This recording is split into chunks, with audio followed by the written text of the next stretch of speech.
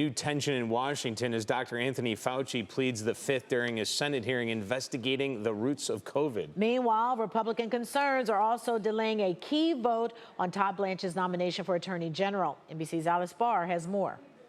This morning, Capitol Hill is at the center of two controversies, with President Trump's pick for Attorney General Todd Blanche held up in a late-night move, delaying today's Senate Judiciary Committee vote on his nomination over concerns from two Republican senators, John Cornyn, who lost his primary to a Trump-backed challenger, I'm not prepared to vote yes. and Tom Tillis, who's retiring, both looking for written assurances from the Justice Department about a settlement between President Trump and the IRS over his leaked tax records.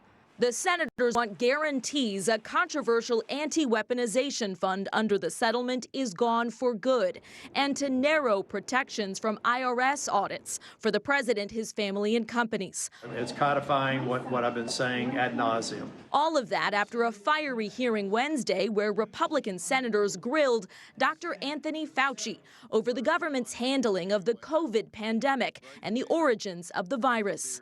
Publicly, Anthony Fauci promoted the theory that the virus arose naturally, while privately, he was well aware of a mountain of evidence suggesting the virus originated in the lab.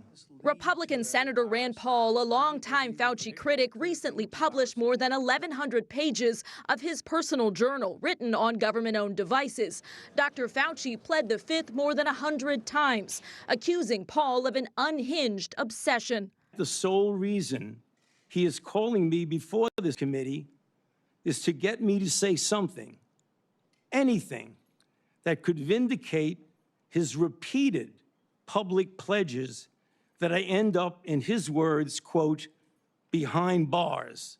Fauci has testified before Congress hundreds of times, but was subpoenaed Wednesday for what Democrats argued was a purely political exercise. Dr. Fauci now faces a potential contempt of Congress vote over his refusal to answer questions during that hearing. Senator Paul said his committee will vote next week on whether Fauci violated the law. In Washington, Alice Barr, NBC News.